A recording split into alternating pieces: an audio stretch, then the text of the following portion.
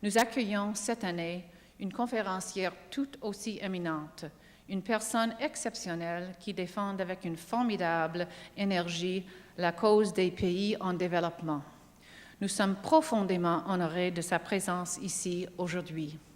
Without further ado, I would like to call upon Principal Heather Monroe Bloom to introduce our Beatty Memorial Lecturer today, Dr. Anna Tibaijuka.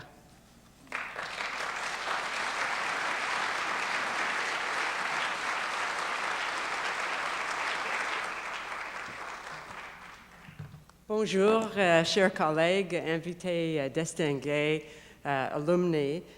This is, as Anne Vroom has said, a wonderful lecture series, and we couldn't be happier than we are with our distinguished guest this morning. The Beatty Lecture, named after our former Chancellor and Chair, is our most distinguished university-wide lecture. We're, of course, delighted that the Beatty Lecture takes place during this very special week of homecoming for our alumni who now number over, almost 200,000 around the world, reflecting the extraordinary international reach and impact of McGill University itself. But I'm here to introduce our wonderful guest speaker. Dr. Anna Tibaijuka is a world changer who follows so naturally in the roster of distinguished lecturers for the Beatty Lecture series. Her journey has been a fascinating one, from her childhood on a farm in rural Tanzania to the Swedish University of Agricultural Science in Uppsala to a teaching career at the University of Dar es Salaam. An economist, an outstanding scholar, a social activist, a woman who has a strong family and community sensibility and connection. In all her endeavors, Dr. Tibaijuka has distinguished herself as a model of leadership, dedication, and excellence. She is well named. She is a beautiful person in every respect, inside and out. Her natural name, her pre-Christian name, is Kokohirwa, which means she who is blessed. And Tibaijuka symbolizes remember the good. And I think optimism defines Dr. Tibaijuka, and so aptly named, someone was prescient from the beginning. She was the first African woman elected Under-Secretary General of a United Nations program. She has, through her determination and wisdom, shattered gender, cultural, and political boundaries. As Executive Director of UN Habitat, the United Nations Agency for Human Settlements, she works tirelessly to promote sustainable urban development and shelter for all of the citizens of the world. And as Director General of the United Nations Office in Nairobi, she heads the only UN headquarters in the developing world. Dr. Tibaijuka served as a member of a number of international organizations and distinguished panels: the World Health Organization's Commission on the Social Determinants of Health, with former US Secretary of State Madeleine Albright and Chilean economist Hernando de Soto to empower the impoverished, as a member of the Commission for Africa established by former British Prime Minister Tony Blair. And since 2002, Dr. Tibaijuka has been instrumental in promoting water and sanitation in the developing world and in forging partnerships with financial institutions to build housing and other urban infrastructure. Away from the UN, Dr. Tibaijuka has maintained a strong community presence, founding the Tanzanian National Women's Council in 1994. As a scholar, she has authored a host of books and research papers on agriculture, rural development, food policy, sustainability, gender and land issues, and environmental economics. As befits a person of her glowing achievements, Dr. Tibaijuka has received a wide range of honors and awards, including honorary degrees from University College London and our own McGill. Par ses réalisations, elle est une véritable chef de file dans la lutte en faveur du logement adéquat, de saines conditions de vie et de dignité humaine, Nous sommes honorés de lui rendre hommage aujourd'hui. It is with profound pleasure and honor that I now call on our guest lecturer of the Beatty Lecture Series, Dr. Anna Tibaijuka.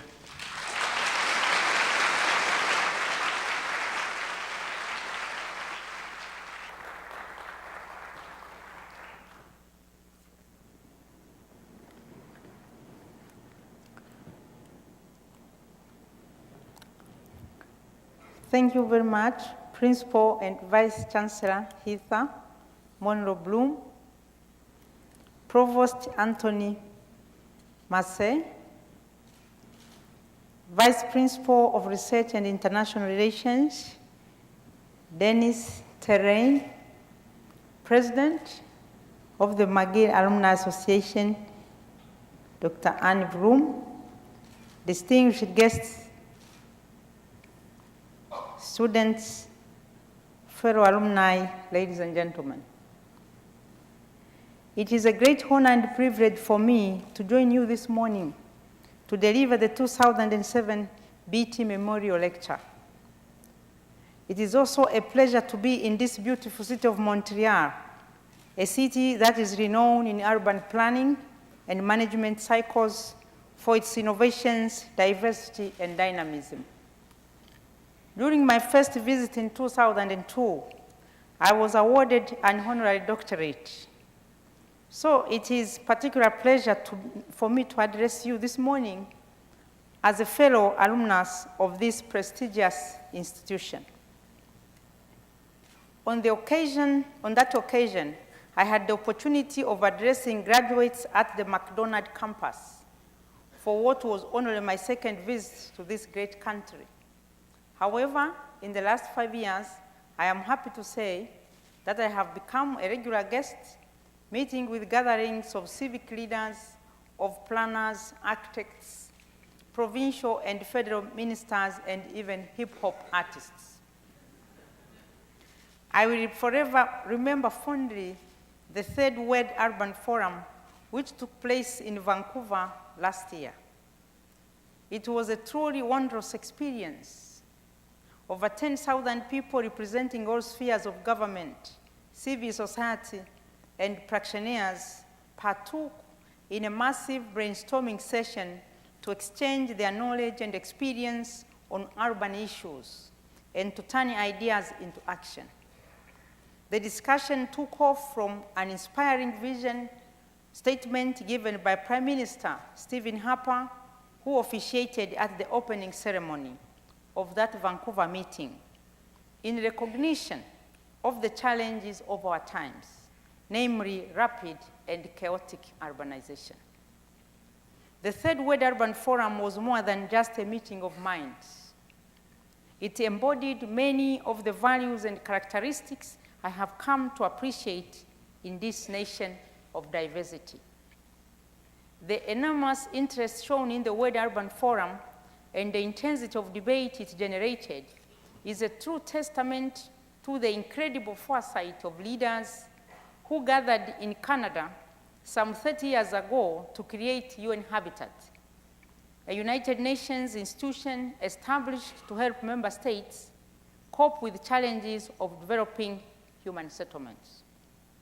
Accordingly, my lecture today is divided into 3 parts.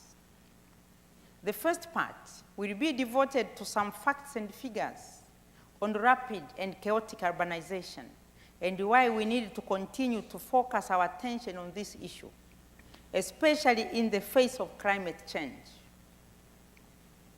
In the second part of this lecture, I will endeavor to describe what are some of the social and economic consequences on the ground, what it means for the lives and livelihoods of millions of people living in urban poverty and deprivation. I shall try to walk you through a reality check. Finally, I will devote the third part of my lecture to action, more specifically, what the United Nations is doing to meet these challenges and the specific role of my agency, UN Habitat. I was asked to speak for 50 minutes, so bear with me if you have prepared a shorter presentation. I normally do, Hopefully, at the end of my presentation, we will all have enough energy left to engage in a dialogue on which is what I really cherish most.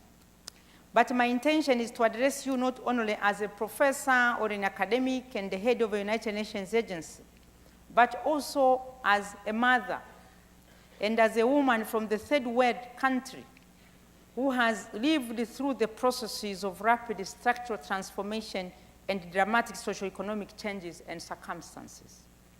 My perspective is informed by local insights of cause and effect regarding the challenges that I'm about to describe. Ladies and gentlemen, let me now look at the scale and pace of urbanization. Why should we be concerned? It is now clear that some of the greatest challenges facing humankind in this new millennium are rapid and chaotic urbanization, as well as increasing urban poverty. Assisted by a variety of technological innovations and advances in science, since 1950, humankind has endured its most rapid expansion, growing from 2.5 billion people to 6 billion people today. This year, 2007, is a historical one, as 50% of humanity for the first time become urban. We say that Homo sapiens has now transformed into Homo urbanus. And there is no turning back. 60% of this increase has been in urban areas, in particular in the urban areas of the developing world, where the urban population has increased more than sixfold in only 50 years. Virtually, all of the projected population increase of about 2 billion people between 2001 and 2030 will take place in urban areas. The global urban population will increase from 2.9 billion in 2001 to about 4.9 billion by 2030. I can add, for example, that by 2030, Africa will cease to be a rural continent, because by 2030, 51% of Africans will have crossed into cities and towns. In percentage terms, the world's urban population will increase from 48% of the total world population in 2001 to about 60% 2030. This means that every year, the world's urban population will increase by about 70 million people, equivalent to 7 new megacities of 10 million people each per year. The greatest impact of this increase will be felt in the developing world, especially throughout South and Southeast Asia and Sub-Saharan Africa. In the next 15 years, many large cities in Asia and Africa will nearly double their current populations.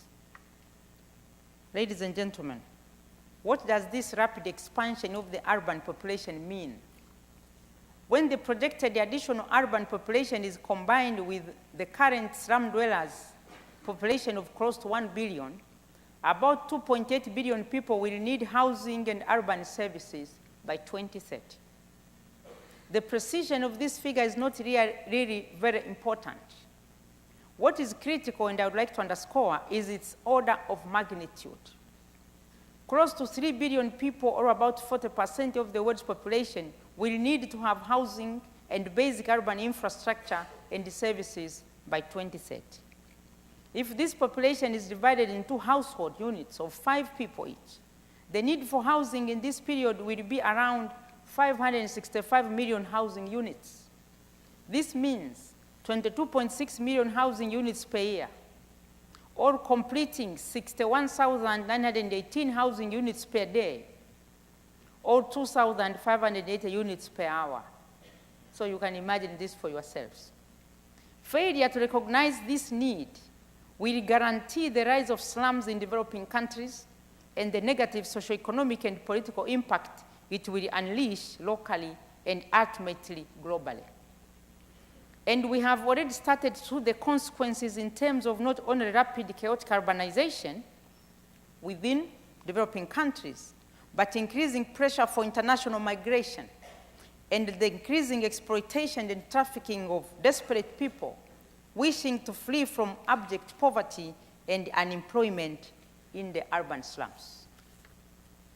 A proven economic theory known as the Harris-Todaro model provides considerable insight. People move not because they will be better off, argued Professor Todaro, but because they believe they will be better off. It is the expectation of a better life that has unleashed this massive movement from dwindling rural livelihoods and existence into cities in the hope of a better life. When and if things do not work out well for them, however, they remain trapped by the hope that if things will not work for them, it sure will work for their children. That is why it is important to understand that urbanization is irreversible, particularly in a democracy. The challenge of rapid and chaotic urbanization is clearly huge, therefore. Almost all of the world's total population increase during the period 2001-2030 will take place, as I have said, in urban areas. About half of this increase, or 1 billion people, will take place in urban slums, mostly in Southeast Asia and Sub-Saharan Africa. Now, as I said, a total of about 924 million people lived in urban slums globally in 2001. This constituted 32% of the world's total urban population. About 43% of the urban population of all developing regions combined lived in slums, and just about 78% of the urban population in the least developed countries lived in slums. Imagine, my country, Tanzania, is classified as a least developed country. The proportion of the slum dwellers and people living in informal settlements are normally above 80% in countries like Tanzania, 92% in countries like Ethiopia, and so on and so forth. It is projected that between 2001 and 2030, unless serious action is taken, the world slum population will increase by slightly over 1 billion to about 2 billion in 2030. In percentage terms, the slum population will increase from 32% of the world's urban population to about 41% by that year. As I will show in more detail later, most of these slum dwellers do not have access to adequate housing and lack access to safe drinking water and sanitation. They live in overcrowded conditions, often situated on marginal and dangerous land. Their waste not only remains untreated, it surrounds them, and their daily activities and efforts, and it surrounds them, and it, of course, affects their daily activities, and it affects their health and that of their children. This situation is being exacerbated by two factors: an almost complex lack of planning or preparation for urban growth in most parts of the world, and a rapid increase in both inequality and poverty, which is compounded by policies intended to improve growth, but which have mostly not done so because they have tried to fight the key urbanization dynamic rather than working with it. UN Habitat's recently published global report on human settlements for this year shows that urban slum dwellers, now numbering almost 1 billion globally, are the segment of the urban population most vulnerable to the rising incidence of disasters. The report shows that the number of natural disasters increased threefold between 1975 and 2006, and that climate change has led to a 50% increase in extreme weather events between 1950 and the 1990s. The report further shows that the greatest increase in the incidence of disasters in recent decades has occurred in Africa and Asia, and that the increasing vulnerability of cities to disasters is partly a result of the expansion of slum settlements into marginal land prone to flooding, landslides, and pollution. Another significant finding of our report is that of the 211 million people affected by natural disasters annually from 1991 to 2000, 98% were living in developing countries. In other words, vulnerability to natural disasters seems to have been concentrated in the developing countries. This is not surprising, given the large numbers of people living in unplanned and unserviced urban slums. The consequences of chaotic urbanization and of poor urban planning are likely to be magnified several times over in cities affected by climate change. The 2007 Global Report on Human Settlements shows that the location of major urban centers in coastal areas are in coastal areas exposed to hydrometeorological hazards and therefore quite risky. 21 of the 33 cities which are projected to have a population of 8 million or more by 2015 are located in vulnerable coastal zones and are increasingly vulnerable to sea level rise.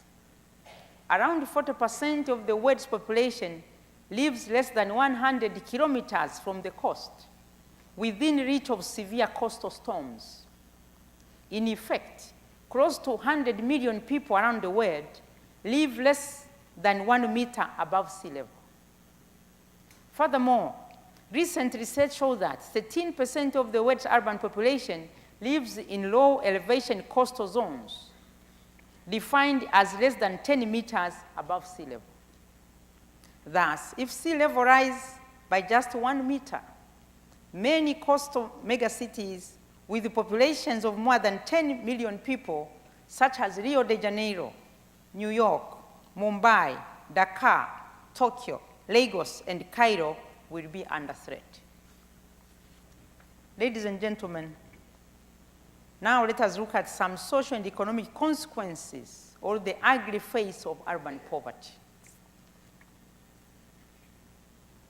Most of you will have heard about or even seen a slum.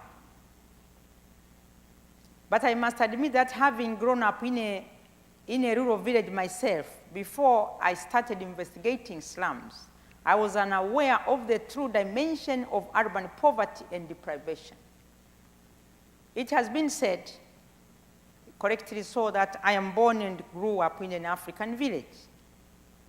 And I can testify that the means were very limited in my village, but we did have our own decency and dignity. We had access to privacy as young girls. This is not the case in slums. Living in the slum for women and children, particularly young girls, also means living without dignity. While a picture is worth 1,000 words, pictures do tell the whole story, pictures cannot tell the whole story, so let me elaborate a little bit. Who lives in slums? The vast majority of people living in slums are the urban poor, and most of them fall into the category of the income poor, living on less than $1 a day. The majority of these people are women and the children they support. Income poverty is only part of the picture. Slum dwellers represent a wide cross-section of society. And I'm going to give example from my city, adopted city of Nairobi in Kenya, where the the United Nations environmental programs, normally UNEP and UN Habitat, as already pointed out by the Vice Chancellor, are located. Now, the largest Kibera is one such large slum in Africa. And it is one of about 100 slum settlements and neighborhoods in Nairobi.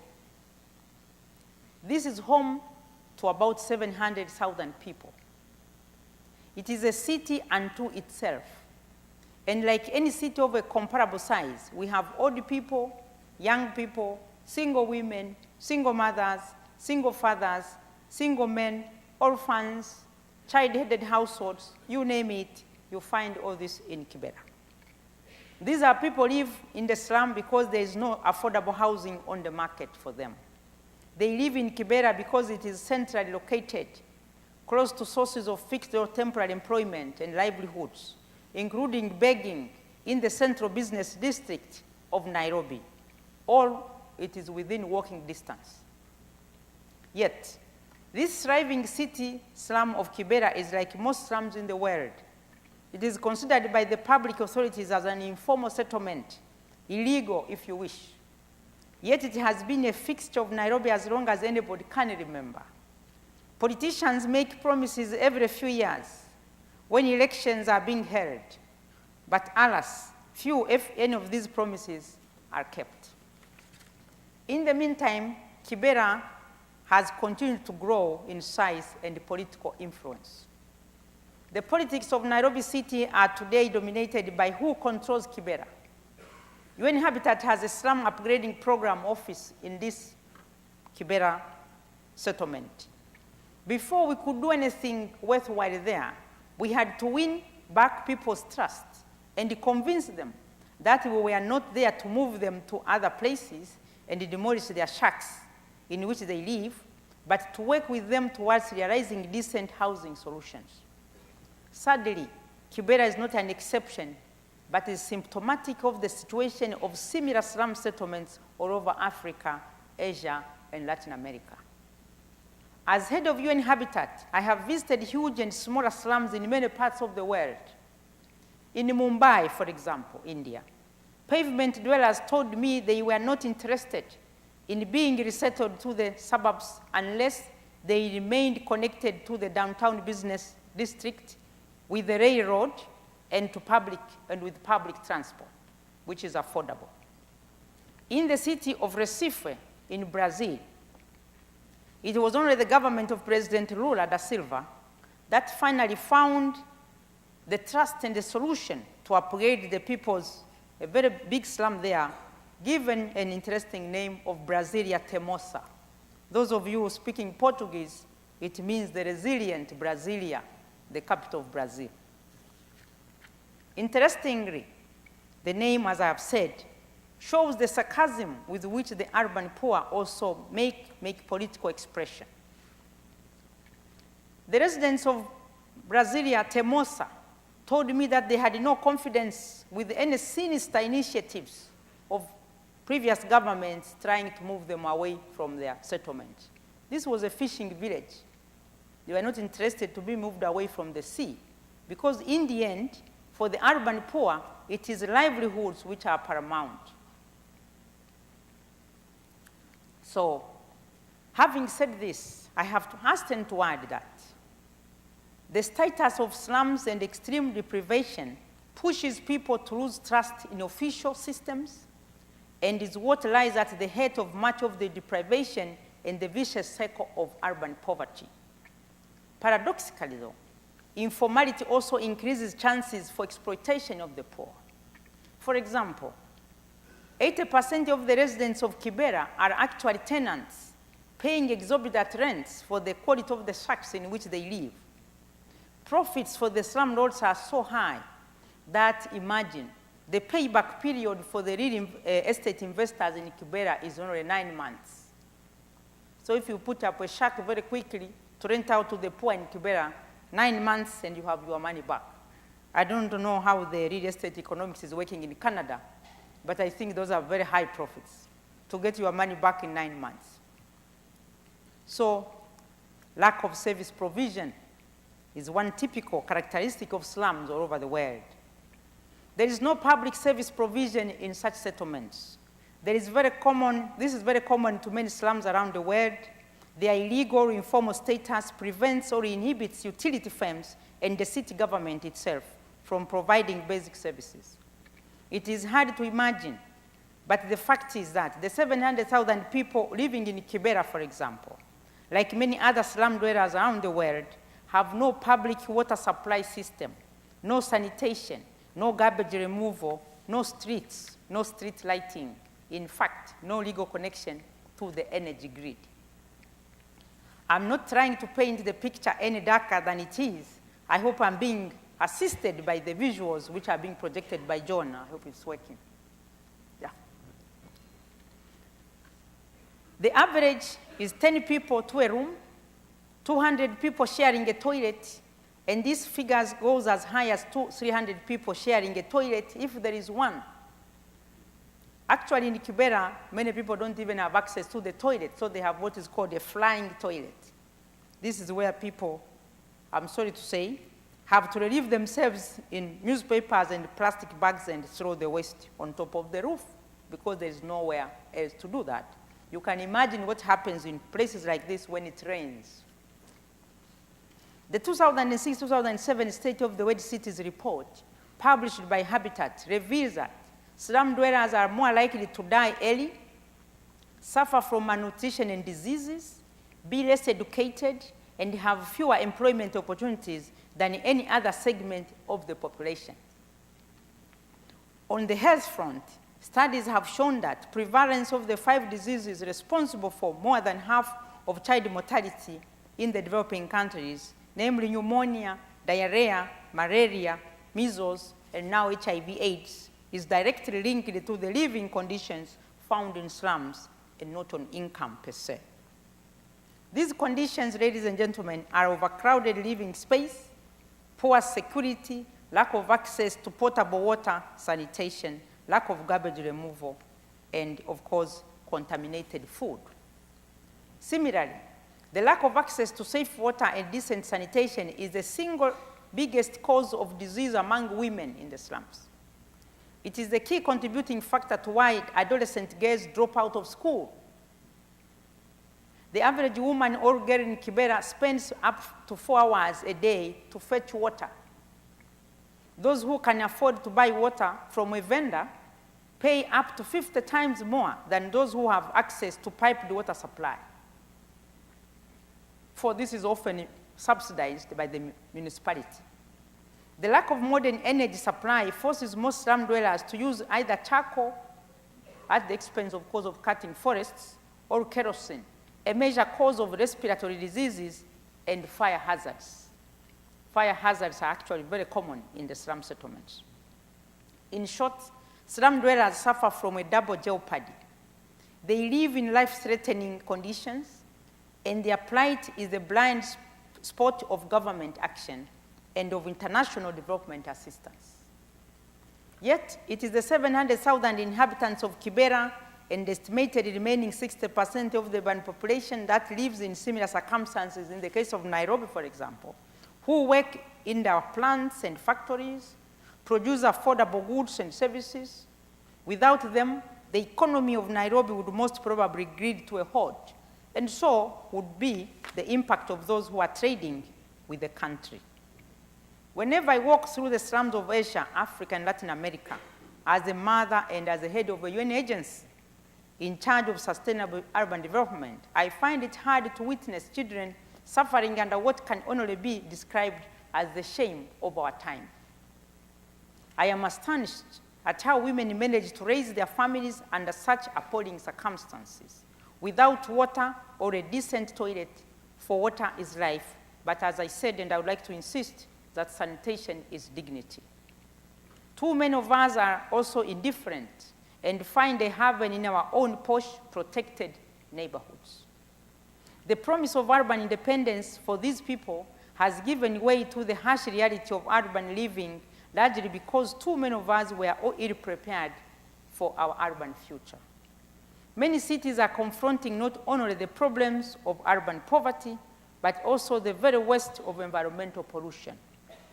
In fact, 30% of the slum dwellers in Africa are environmental refugees, coming from failing rural pastoral livelihoods due to environmental stress and advancing desert frontiers. Most of the conflicts you hear in Africa, Darfur, Somalia, Chad, all these are pastoral communities. I regret to say that pastoralism is no longer feasible as a farming system in Africa to sustain most of the people. So you will find that the underlying and the fundamental cause of the conflict's lack of peace is a struggle for grazing rights for water resources. And climate change and the advancing desert frontiers is not of much help. So we are living under a constant threat, but for the slum dwellers, there is also the scourge of eviction. This dimension of living in slums is perhaps even more pernicious and definitely a contributing factor to the poverty trap. I refer here to the issue of lack of security of tenure for slum dwellers. This is not about professorial tenure, in a university like this one, which many of us might be familiar with. It is about living under the constant threat of being evicted from your home, normally in the early hours of the morning by the municipal police. Here again, the illegal or informal status of many slums means that they are tolerated as long as it is convenient for the economy as a whole to have a ready pool of cheap labor in proximity to where such labor is required. As cities grow, the land on which many slums are located becomes more valuable, either for private development or out of public necessity, for example, for roads, bypasses, and other forms of public infrastructure. There comes a point in time when this value outweighs the value of cheap labor provided by slum dwellers, and normally they are inevitably evicted. As the UN agency responsible for promoting housing rights, we have little argument against the laws of the marketplace. But what is unacceptable is the lack of due process and compensation, either in the form of alternative housing solutions or monetary compensation, or both. This is what we call forced evictions, which affect more than 2 million people every year, to which we need to add another 10 million evictees annually who are affected by expropriation and compulsory acquisitions. While this may seem to many of us as a legalistic or administrative issue, it is also an economic one. For most people in the North and the South, our homes are the single biggest investment we make in our lifetime. This also holds true for slum dwellers. But in the case of slum dwellers, their homes are not recognized as houses. The threat of eviction or lack of secure tenure means that their homes cannot be insured. They cannot be used as collateral for a loan and can be demolished overnight. Thus, in the case of a slum dweller, the single biggest asset is discounted to zero at a stroke of a pen. As I have pointed out, the majority of slum dwellers are actually renters. So it could be counter-argued, therefore, that renting informal shacks is no big deal for them, that bulldozing down rental shacks is no big deal. After all, they don't own the shacks. But alas, it is the slum dwellers who suffer, because access to a rental room is not easy for them. Often landlords require that rent be paid on an annual basis, not to mention the cost of relocation if the shacks are torn down. In 2005, for example, I was appointed as a special envoy of the Secretary General to look into the humanitarian crisis resulting from the eviction of poor people in what was called a city cleanup operation in Zimbabwe. I established that the majority of the people who had suffered were renters living in backyard extensions. The owners could at least remain living on the official house, which had a legal building permit and remained. So this is the reality, that even if the poor are not owning the shacks, they will still suffer when the shacks are bulldozed. So this also makes slum upgrading a very complicated issue and actually a political activity. Now, let me look at finally cities and climate change. At this stage of my lecture, I'm sure you are asking, what does all of this leave to do with climate change, which I had in my chapeau? I think I don't have to go far to give an example. I go to your neighboring country and revisit the events of Hurricane Katrina. Who were the most affected in New Orleans? Who are the ones that are finding it most difficult to bounce back? The same goes for the victims of the Asian tsunami in Indonesia and Sri Lanka. The fact of the matter is that most of the world's growing cities are located in developing countries and situated in coastal areas, as I said before. India, we have Bombay or Mumbai. It's over 15 million people now. Brazil, Rio de Janeiro, it's a mega city, over 10 million. Indonesia, we have Jakarta. In China, we have Shanghai, just to mention a few. They will be the first affected by climate change, by more extreme weather patterns and flooding caused by rising sea levels. To this, we have to add the influx of environmental refugees, those whose farms, businesses, and livelihoods are affected by climate change, including, as I said earlier, advancing desert frontiers. In essence, the effects of global warming will put cities at great risk. With ongoing climate change, we are entering a new era of urban vulnerability. The rapid pace of urbanization and concentrated living patterns in towns and cities will significantly increase the overall risk factors facing urban areas. The most affected today and in the future will be the West urban poor, and notably among them, the 1 billion slum dwellers, the majority being women and the children they support. There is no doubt that local authorities will be the frontline actors in finding local answers to these global challenges. There are no one-size-fits-all kind of solutions, and I'm not standing here to advocate such things. But we would need, whether you are talking about coping with rising sea level, with the cyclones, with the droughts, with flooding, or environmental refugees, it is obvious that local authorities, especially in secondary cities in developing countries that are growing the fastest, will be severely tested by these challenges. These cities, despite their rapid growth, contribute a minimal share to global greenhouse gas emissions. Yet they are the cities that are most at risk in terms of feeling the impact of climate change. They are therefore the cities on which we shall focus, and that brings me to the final section of my lecture, which is on an agenda for action. Because clearly value cannot lie in listing this endless set of challenges, but what can we do about them? Now, I would like to say that we need an action, or that the United Nations, through its programs, UN Habitat being one such, is very much focused on solutions and the way forward. Climate change has been making headlines news for quite some time now. All of us have heard of melting ice caps and glaciers, and this nation is on the frontier of that. Many of us have witnessed firsthand more extreme and unpredictable weather patterns. The Intergovernmental Panel of Experts on Climate Change has issued one report after another, warning us of what is likely to happen and the need to undertake action on two fronts, mitigation and adaptation. I would like to congratulate them for having won the Nobel Peace Prize. Someone observed that maybe it was coming 20 years or maybe 30 years too late. We would have been better off if we had listened to the scientists when they were still in the laboratory rooms like those which I'm sure exist at McGill. We know now that climate change is a fact.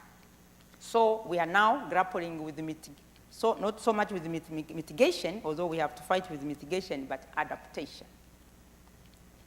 On the mitigation front, suffice it to say that with half of humanity living in urban areas, cities and towns are already responsible for over 80% of energy consumption and 70% of all waste, including greenhouse gas emissions. About half of the energy consumed is for urban transport. The other half is used to run our offices and appliances, and I think the energy, as we sit here, we're actually consuming energy. The ubiquitous appliances that make up our so-called modern lifestyles. This situation will in all likelihood continue, and here we have to go back to urbanization within the context of a globalizing world economy. One of the major consequences of urbanization is that it brings about irreversible changes in our production and consumption patterns. It changes forever the way we use land, water, energy, and forests. At the same time, globalization favors cities as centers of production, of economic growth and wealth creation. It accelerates the process of urbanization. These two processes together alter the relationship between our cities and the local and global environment. They alter the quality, the quantity, and the concentration of waste we produce. But until now, few comprehensive examples of mitigation and adaptation at the local level exist. However, cities worldwide are alerted to take action.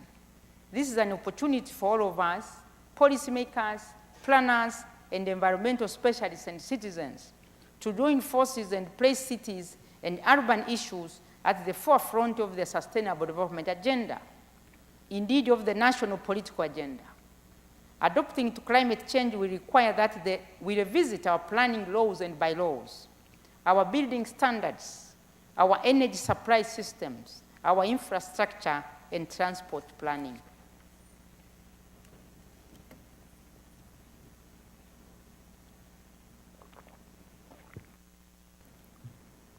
This is an excellent opportunity, ladies and gentlemen, to re-examine how we manage and plan our cities. It is an opportunity to rethink many of our policies that have made cities the single biggest source of greenhouse gas emissions in the North, while at the same time excluding up to 2/3 of the urban population from decent living standards in the South. In essence, reducing the vulnerability of cities to the effect of climate change should and needs to be seized as an opportunity to improve the living conditions of the most vulnerable segments of our urban populations. So, what is the contribution of the UN and UN Habitat specifically?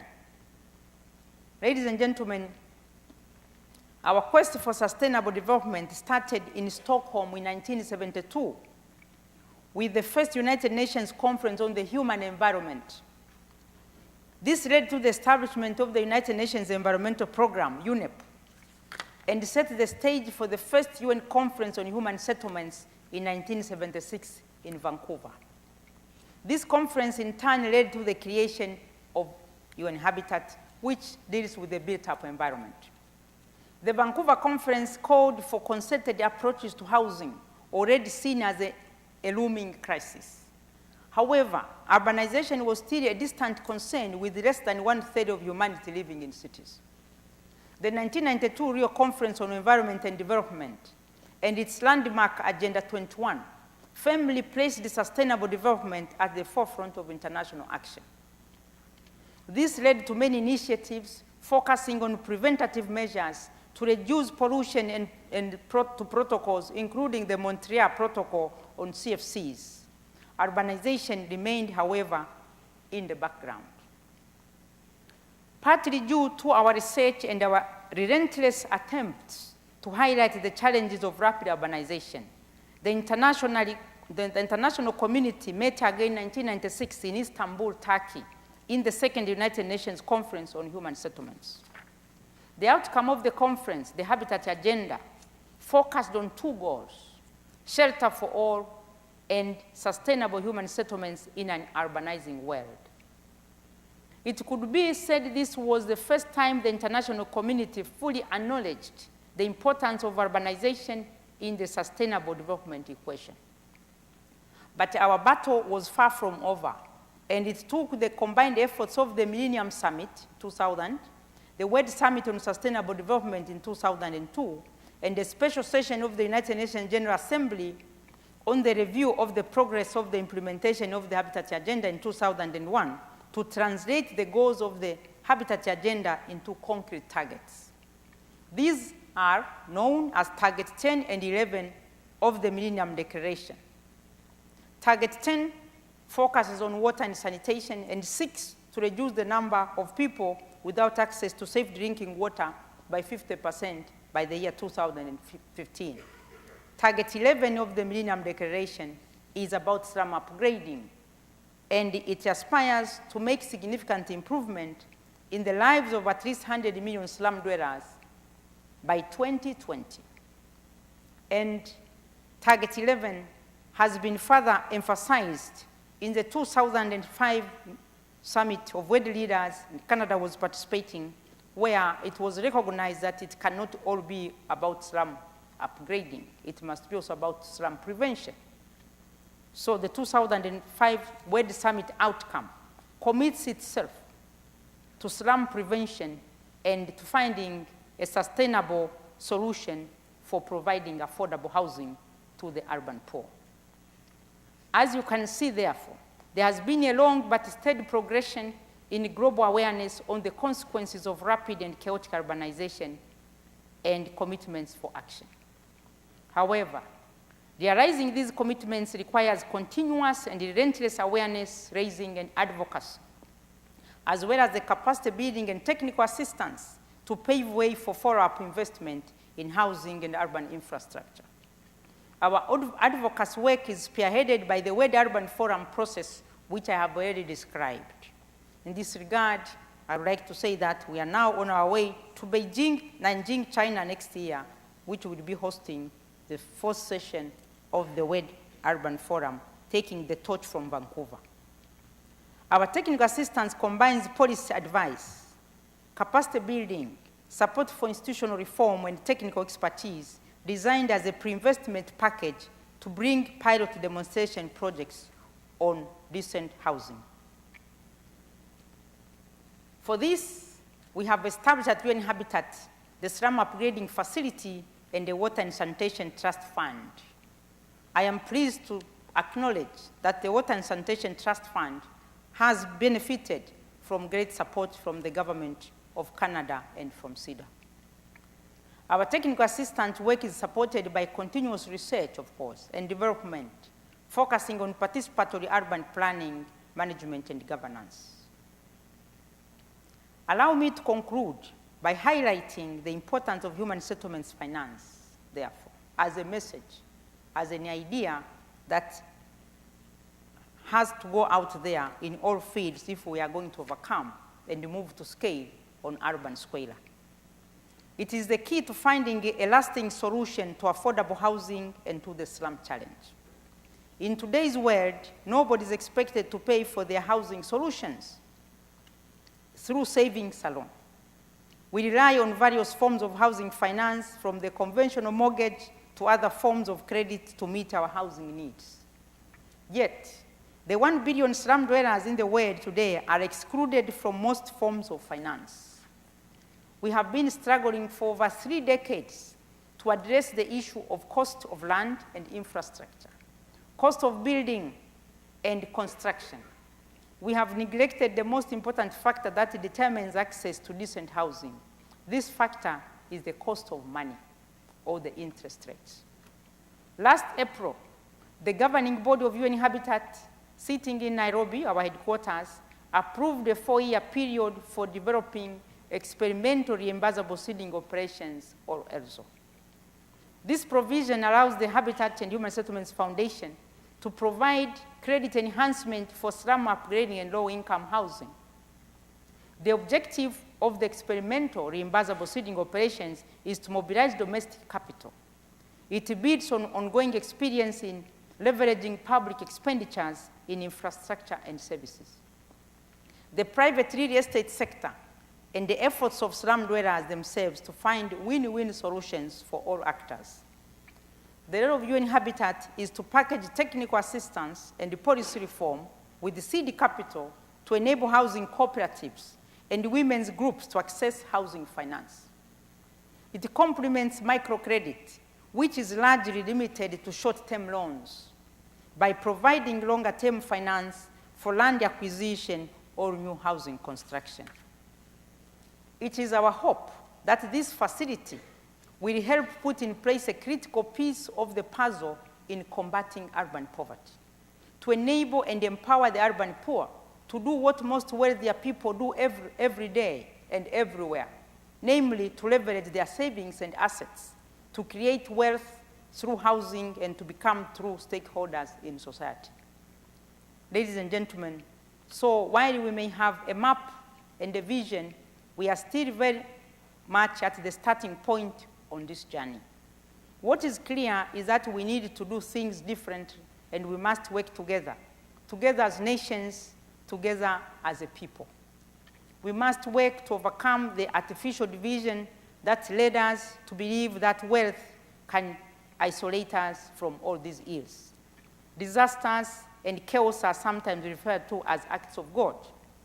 But can we truly attribute the urban chaos that I have described and the divided cities and societies we live in today as acts of God? I don't think that God wanted things to go the way they are now. We need, therefore, visionaries, planners, community activists, and even bankers to act. In the 1880s, Canada was a country divided by its enormous geography. It took the efforts of two companies competing against one another to meet this challenge, as I'm sure you are all informed. As you might know, one of the Canadian National Railway, a government-crown corporation, and the other was the Canadian Pacific Railway, a private sector company headed by Sir Edward Beatty.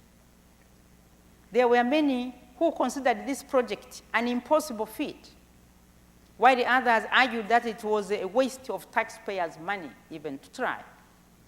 But the government of the day, in its wisdom, recognized that certain ideas are so crucial to the growth and well-being of the people that they must be pursued, trusting that with commitment, enormous sacrifice and struggle solutions can be found. True, it cost more and took longer to complete than was originally expected. But given the harsh terrain, the final routes taken were even different from originally planned. But the impossible was realized in this country and has made this country into what it is today, a leader among world nations. Ladies and gentlemen, today we are in need of such vision, such leadership, such commitment, and such passion. I hope that all of you, especially those of you who are beginning your studies, stand ready to take on such a challenge without fear. I thank you, therefore, for inviting me to share with you the challenge over time, and in so doing to celebrate the life of Sir Edward Beatty and his compatriots as pioneers in what we now call corporate responsibility. I trust that my presentation has done justice to the significance of his legacy, and wish you all the best, and thank you for your kind attention.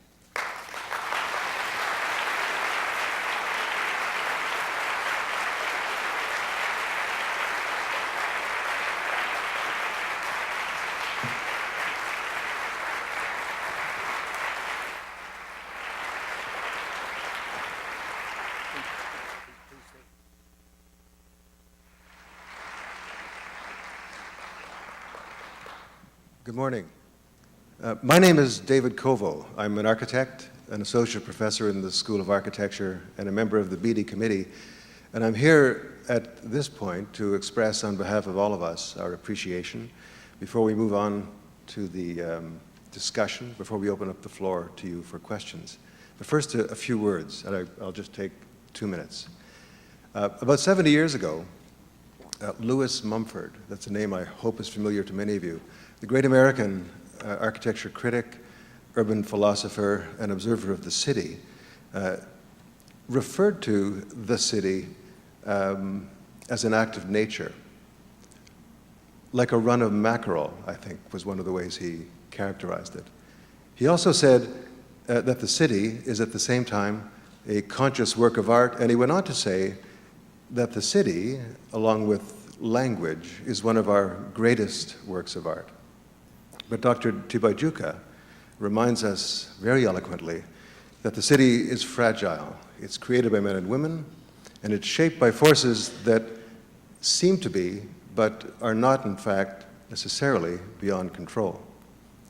The experience of my colleagues in the minimum cost housing program in the School of Architecture and our students, among others, in places like India, China, Mexico, most recently Manila in the Philippines, confirm not just the inescapable reality of the vivid picture that Dr. Tibaijuka paints for us, but also the enormous potential for positive good at many scales, the city, the community, and the house itself. Where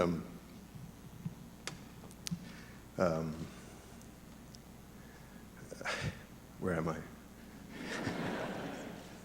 I find I'm profoundly moved by the presentation. At this point, I think she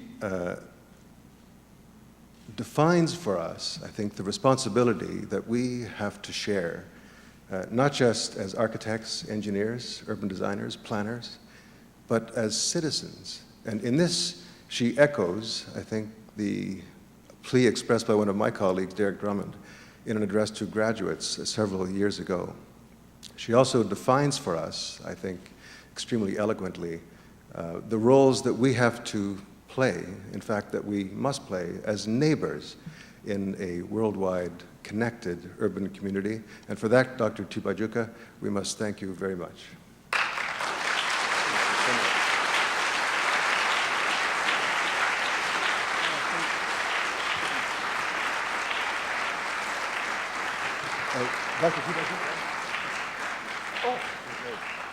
C'est maintenant un autre plaisir pour moi de vous présenter mon collègue, mon ami, Denis Terrien, notre vice-directeur, vice-principal, recherche et relations internationales. Et il est aussi le président du comité Beatty. Please welcome Dr. Denis Terrien, Vice Principal, Research and International Relations, who will moderate the discussion. Denis?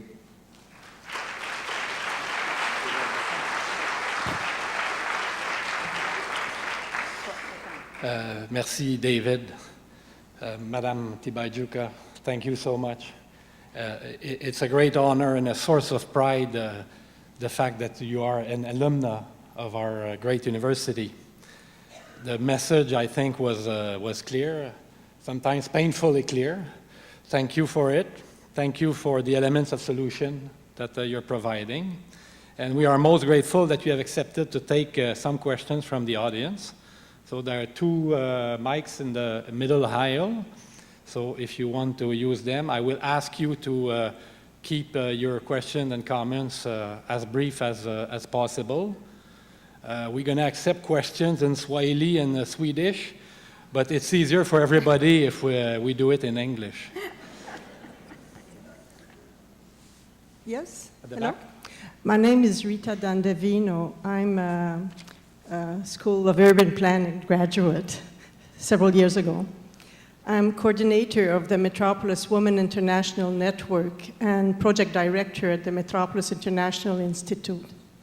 In your presentation, you have spoken many times on the effect of everything that happens on women, on girls having to take water, girls having problems with sanitation, education, etc.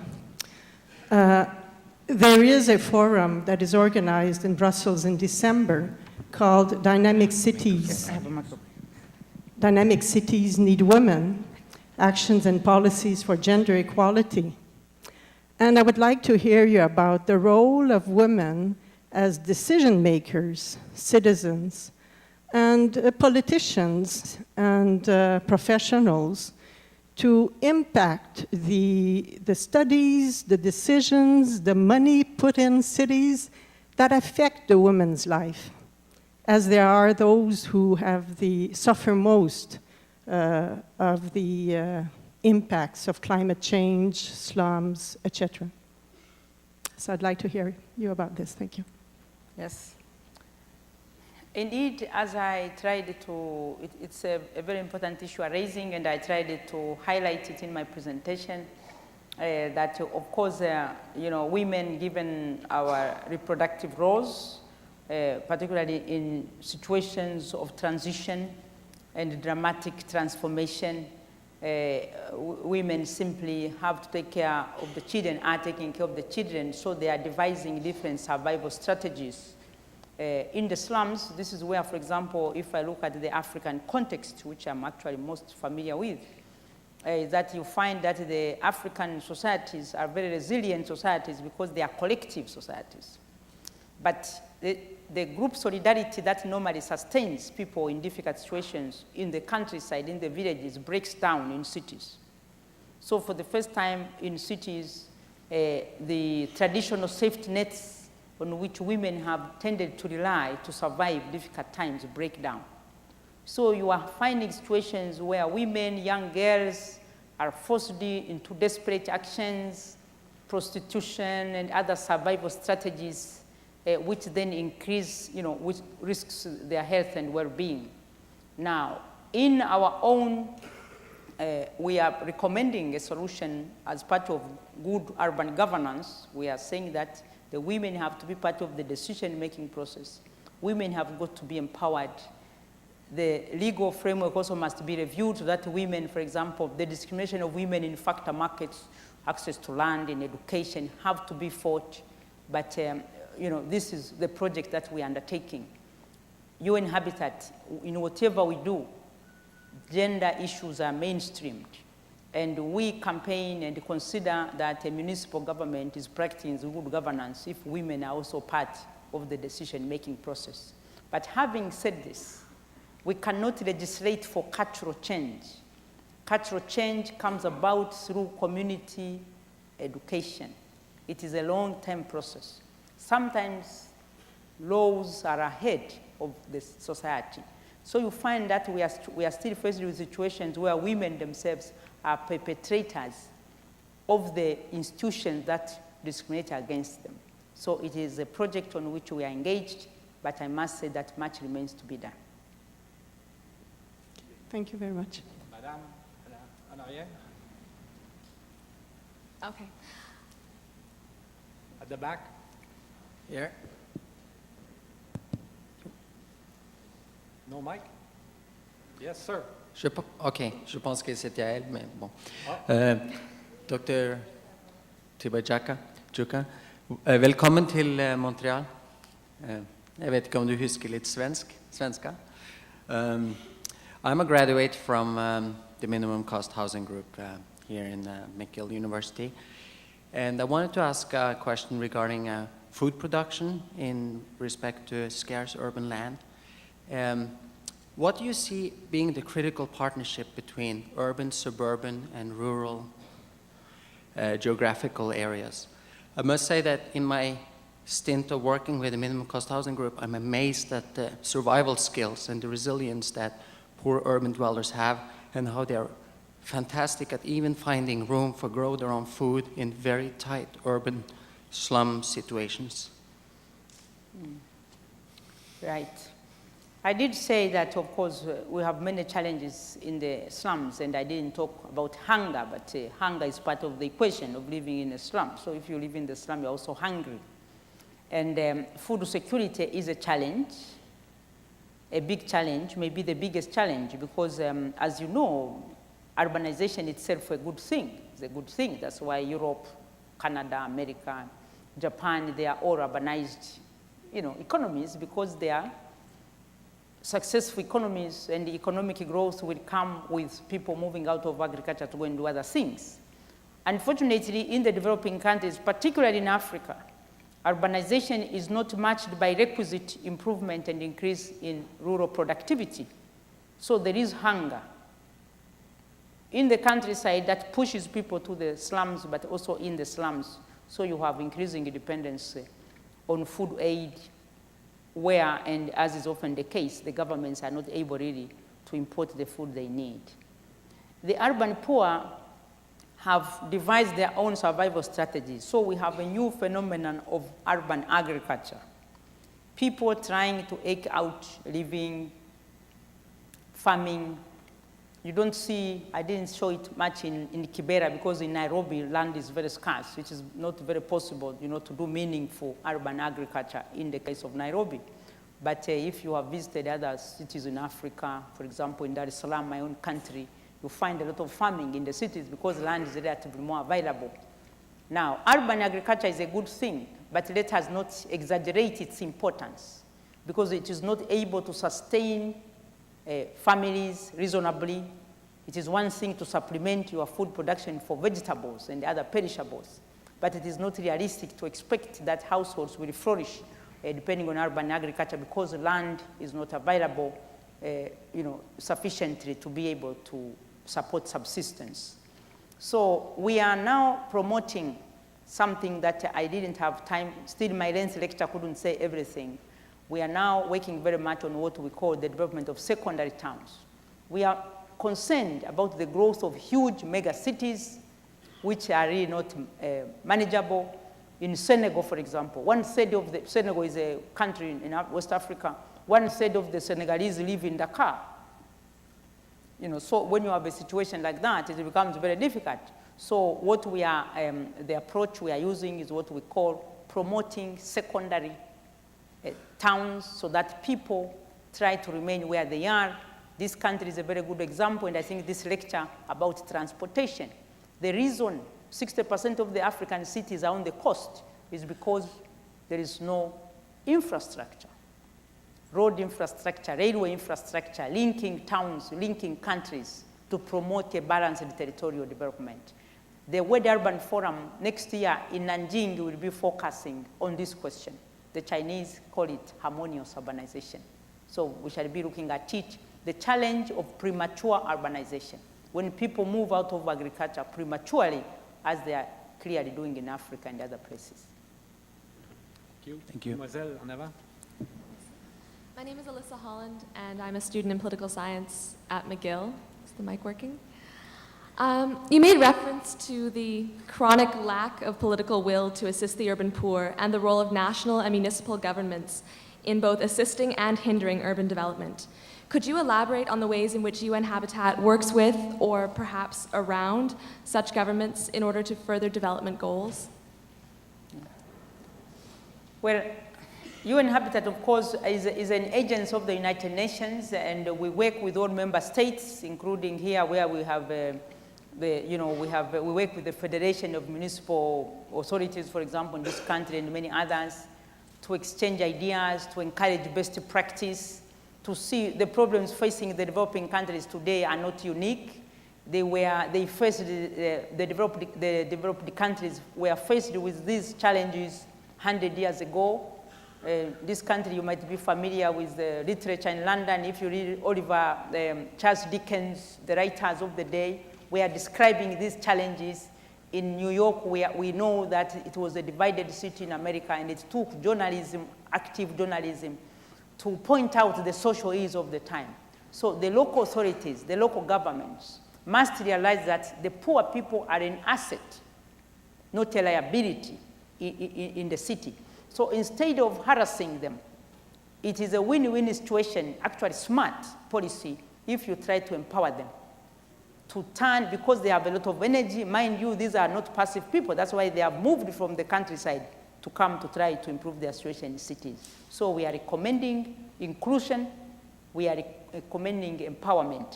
That's why I also talked about credit and the affordable, for example, mortgage systems for the urban poor. At the back.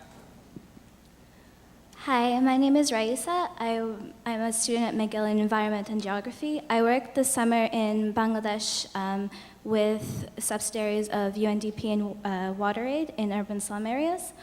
I have a question about, well, I would like you to comment more about, I understand that the role of municipal and political governance is very important, but how do you propose slum areas to be developed in countries that are already poor, are highly corrupt, and, for example, are getting 15 to 20,000 people increasing every single year? That's like a huge amount of people. Even Montreal couldn't possibly handle it.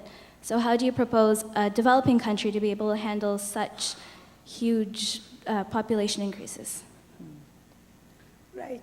Indeed, the figures of the influx of people coming, there is also, by the way, natural growth within these cities, which is also taking place because fertility rates among women are still very high. So clearly here we are talking about a package of interventions if we are going to make advances. On the one hand, family planning interventions are going to be very important, for example, in reducing the natural growth of the people already there. But in terms of the influx, I did say, maybe let me elaborate, that we at UN Habitat, we are convinced that developing countries have to embark on a serious programs to secure balanced territorial development. And that's where countries like Canada come in. For example, Africa, if you don't develop the railway and road systems in Africa, you can count all the Africans to be on the coast. And from the coast, they will try to take ships and come to the west. This is just reality. It is just common sense. It's a survival instinct. But we feel, for example, in the Lake Victoria region, which Canada is supporting, we are working on improving life in the secondary towns so that this become rural growth nodes around which rural development can take place. Rural development is not possible unless without urbanization, because agriculture finally always requires a market for the surplus it produces. So this is the way we feel that you cannot stop urbanization as such, but you can manage it and definitely spread it across different secondary towns. Thank you. I think the back microphone was there before. No, go ahead at the back. Okay. Okay, my name is Amal Jamal. I'm of School of Architecture. I'm an international student. I'm doing my PhD right now in School of Architecture. I'm a former graduate of the School of Urban Planning. I would like first to thank Professor, I hope I don't pronounce the name wrong, Tibaijuka, for her interesting lecture. I would like to comment and ask at the same time. She showed in her presentation some kind of slums, which is as a result of urbanization, population growth, or disasters, etc. But what about the new modern slums that are created now under the law and covered by the law? For example, when you move people from their own lands and gather them for political reasons in one place, in a very nice, fancy, high-rise buildings, which does not, for example, their designs do not reflect their culture or their needs, they are creating a new slum, but in a different way. So you spoke about slum preventing and provide affordable housing. For example, some countries, they provide such kind of solution, but it doesn't work. Because the first thing they didn't consider is the cultural differentiation. Right now, it is the same, for example, design applied in Africa is the same as in Europe, is the same in America, which does not work like this. I'm speaking from a personal experience since I have worked in, I don't want to name my country, but I worked in my country and I found that, for example, the people in the desert have been forced to live in a new modern settlement, which is really nice, even with appliances has been provided in the dwellings, but does not reflect their culture. And so, with time, it's turned into new modern slums.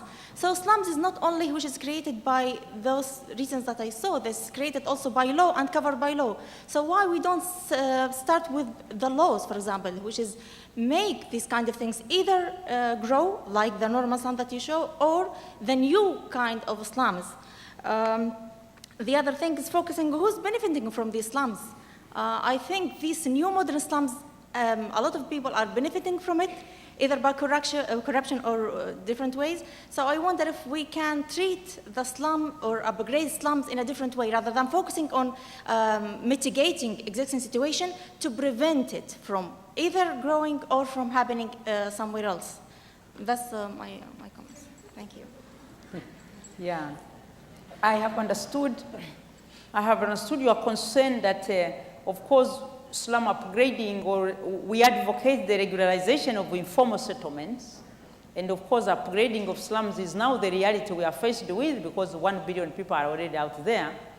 Although we know more are coming, that's what we talk about prevention and better planning. And I'm very happy, since you are a student of architecture and planning, if I have understood correctly, this is precisely where you come in. We say that we need proactive policies. We have examples. In your neighbors in Chicago, they were forced to pull down a whole neighborhood because they put up high-rise and it became a ghetto and it didn't work.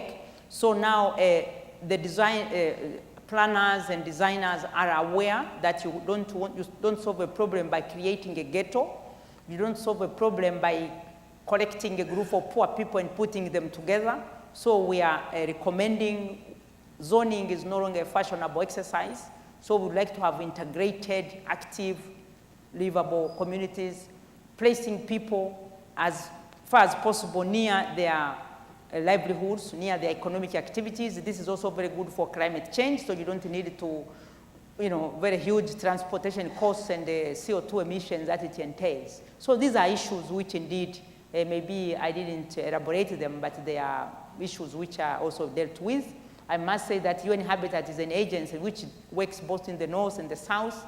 Slum populations are not only confined to the developing countries. According to our research, 6% of the people in the north live in slum-like conditions. I have visited slum neighborhoods in Germany, in the US, in Europe. I'm taken around. I remember a very clear case. I was visiting a town in Bremen in Germany and the buildings were very fine. They were not even high-rise. They were 4-story buildings, but the people were unemployed, and this was an immigrant community, and they were chasing away the municipal garbage collectors because they say, why do you want to clean for us when we have nothing else to do ourselves? So in that case, the solution was to give the job to the people who were unemployed. And after 3 months, the neighborhood was again, everybody was happy. So we are looking for solutions. I tended to emphasize today, and I think rightly so, on the developing countries. They are really, I must say, poverty takes a physical expression. But we have situations where you have slums. I was visiting the homeless in Tokyo. They are living in the Shinto Park. Those who have been in Tokyo, they are very happy in the green Shinto Park. They have their television sets. And a conversation with a few of them, their concern was, if I am a Japanese man, I must have employment. If I don't have a job, I'm not interested in my flat. So you see, there is what we call socio-economic homelessness. And this is the challenge. And the cultural aspect is very important. Visiting the Arab countries, for example, the way the family lives, you need a minimum of 3 bedrooms if you don't want to create a slum there. So these studios are simply not going to work in that culture.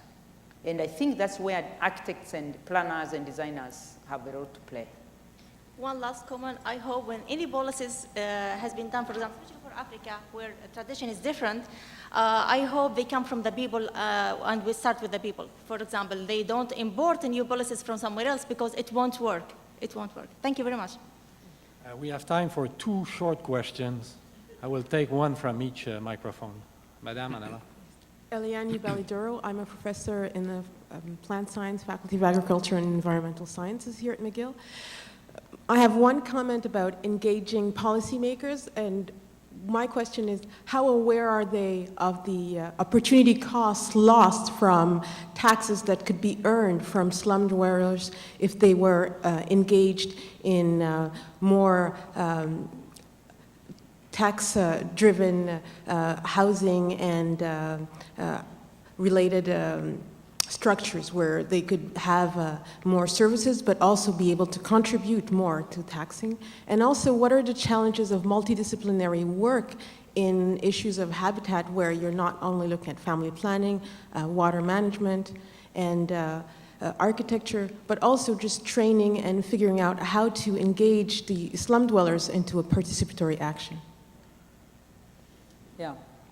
A very good point, because actually within the UN, habitat is not a sector agency. We are classified, we are multidisciplinary, we deal with cross-cutting issues because we are dealing with the challenges of the built-up environment.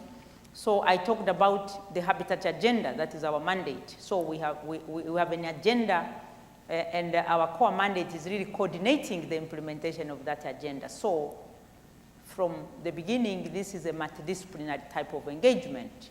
It is not just a one sector issue because you are dealing with people's settlements.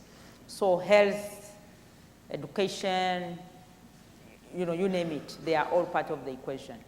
Now, regarding what you are alluding to about the scope of seeing the logic, the opportunity cost of basically converting this informality into formality so that you have a win-win situation for everybody, maybe recently argued so by Hernando de Soto in his seminal book. These are opportunities, but sometimes the systems are still fragile and not there. And we believe that once we can bring formality into housing, finance, and infrastructure, then we create a basis for being able, for example, to bring about convergence of the urban informal sector into the formal systems. Because it is true also at the moment that, and that's why they become an asset. Because indeed, for example, in Nairobi, you have a town, this is a city of 3 million people. Now, about 2 million people are outside of the official system. So definitely you cannot collect revenue from them, but also, mind you, of course, except, of course, through trade and other informal means. There is logic, but you require appropriate institutions and mechanisms to do that. And that is what we are grappling with. We believe that through formalizing mortgage systems and finance, provided they are affordable. By the way, we work very closely here with the Canadian Mortgage Corporation. We are working very well with the Americans through the insurance system, Fannie Mae and Freddie Mac, to understand how that was done. Because microfinance as it is now is not providing affordable housing. It's too short because we are looking for multi-generational mortgage systems. The commercial sector, the banks are not interested in temporary housing. You can't find a bank which is going to be in that venture. They want resilient buildings which will be there. So we are also confronted with the need for putting up what we call engineered buildings. Again, a package and definitely multidisciplinary. I apologize. It will be our last question. Yes, thank you. Thank you, Dr. Tibaijuka, for a very tantalizing speech in which I think we could have spent hours unfolding the various facets of your long and distinguished career.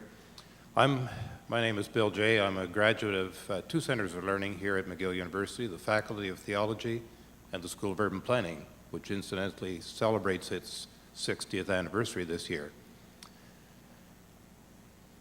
I want to come at it from a question of values, not surprisingly. And I want to probe that question, I think, as we talk about accommodating the rapid rise of population in cities and so forth, the growth prospects that are staring us in the face, as to the values basis on which we go forward. And I think of the values to which we subscribe as a country, which are central to the UN's existence, around basic and essential human rights like water, health, housing, et cetera, all of the things that we sometimes take for granted. And the balance that needs to be struck between our collective responsibility to provide some of those essential things for everybody, regardless of their income, whether they're a slum dweller or living in the clouds in a fancy high-rise condo, whatever it is. Water, for instance, the people of Bolivia at one point found their water system being privatized. They rose up and they changed the government, and South America has its first indigenous president. We in Canada have a public health care system to which we subscribed as a people, in which we share the burden of health care costs that can hit anyone through a fair and equitable taxation system. I look at that question alongside of what a number of corporate interests would say is an investment opportunity to privatize. And where do we strike that balance in your experience and as we contemplate as a civilization where we're going forward? Thank you. Yeah. I think that it is important you are, raising the issue of values. Of course, the United Nations believes in peace and prosperity for all of us. That's the main mission of the United Nations since it was created in 1945 in San Francisco. So we are on a peace and prosperity, mission for everyone. And now the mechanism and the processes of delivering that is what has eluded us and remains a challenge, and that's what I tried to describe. So I would like to say that in terms of values, we believe, and what we are working on is to make sure that there is adequate shelter for all, irrespective of income class. It will not be the same shelter for everyone, but it must be adequate. So some minimum standards have to be met. This is a project on which we are embarking. Now, the value system that generates that has obviously, as I said in my lecture, not to accept some of the pictures I was showing you. We should take it as a collective responsibility, not only of the people in the poor countries, but also the international community, and that's where a number of you comes into the picture. That how did we get here? What is our role in this? How do we benefit from this system ourselves? I think that unless there is an element of conscience, raising, this will not change. So we feel that we are not going to be able to mobilize the kind of investment we need, the kind of institutions we need, unless, of course, we win hearts and minds and collectively we say this is not the way to go. That I would like to say. So this is a value system. So the United Nations now is promoting housing rights for everybody. It won't come by decree. We have got to invest, and that's why we are working on the appropriate institutions for achieving that. That's what I would like to say regarding values, if we are promoting values. At UN Habitat, for example, in water and sanitation, we give an education what we call value-based water education. What do we do in this value-based water education? We encourage young children and communities not to waste water. Water is expensive. Water is a commodity, and that brings in your final question of privatization. People go around saying that water is free in Africa. Water has never been free in Africa. I can give evidence as an African woman that as a child I was fetching water for my mother. There was no other way of going around the business. You can call it child labor, whatever you like, but if you are an African girl, you fetch water for your mother. And by the way, you do it happily. You don't think that you are being enslaved or anything like that. But what is free and has been considered as free and has led to wrong policies is to say, because the labor of women and children is considered to be of zero value, if you discount this labor, this sacrifice paid by women, then you will say water is free. Now, in the city, women can no longer fetch water because there are no flats or it is polluted. So what is happening in the city? It is now women who are buying water. Sometimes women go to prostitution to get money to buy water. And this water, I did say in my lecture that it is sometimes up to 50 times more expensive than the rich people who are connected to subsidize the municipal supplies. Now, that is the problem. Now we come to institutions. These are municipal utilities who have failed because of inadequate investment or poor management. They have not supplied water. Some people thought that privatization might solve the problem. I would say the following because in the interest of time. Privatization of water utilities is not necessarily a bad thing. For one thing, we have to accept that the public supply also has been failing. What is bad, and I think is a mistake and we are campaigning against it, is to privatize utilities without having an appropriate regulatory capacity, because these are monopolies.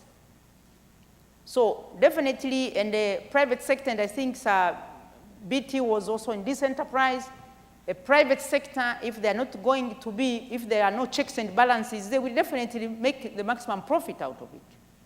So what we are advocating at UN Habitat is what we call, and we are the focal point for water utility companies within the UN, is to make sure, and we tell governments, don't privatize water utilities if you are not able, you don't have a regulatory capability. So there is no panacea. There are situations where private companies have taken advantage of the situation, but there are also many situations where the private utilities have not been able to deliver water. Thank you. I'm sorry, we already are over time, and it's time to conclude this event. As you know, Dr. Tibaijuka, McGill has a critical mass of researchers and professors and students who are keenly interested in the challenging issues that you've outlined for us this morning. We have, for example, a field study program in Africa, which takes 38 undergraduate students in Africa for a semester every year. UN Habitat has been a partner of this program for the past 10 years, and I can tell you that the light in the eyes of the students coming back from such an experience is not the same as what they had in their eyes before going there. We have researchers doing ecology, conservation, plant sciences, geography, colleagues in anthropology who are dealing with the issues you've mentioned. The McGill School of Social Work is collaborating with the Faculty of Law and the Department of Economics to study public service reform and governance in developing countries. We have landmark AIDS research taking place in Africa, water management research, human rights studies. I could go on and on and on. So much that the next issue of our research magazine, Headway, is going to be dedicated completely to the continent of Africa and to the many, many research ventures and programs that we have going on in that continent. There are enormous challenges that are being faced, and I want to thank you very much for the message that you've brought us this morning. I would like also to thank McGill Homecoming Committee and the Beatty Memorial Lectures Committee for organizing this event. Homecoming is always spectacular every year, and every year I tell myself, well, that's it, they've reached the peak, they will never be able to do any better than that, and every year they do better. So this year I again say this is the best we've ever seen, and clearly they will not be able to outperform themselves next year, but that's the challenge I give to them. I would like you might be interested here to know that Dr. Tibaijuka has been donating her honorarium from this lecture to support a girls' high school in Dar es Salaam, Tanzania, the Barbara Johansson Model Girls Secondary School, which was started in 2000 for talented girls from poor families and orphans. There are 450 girls enrolled now, and the goal is to reach 720 girls. The boarding school is already among the top schools in Tanzania. So we are proud, and I think Sir Beatty would be very proud of this gesture of you.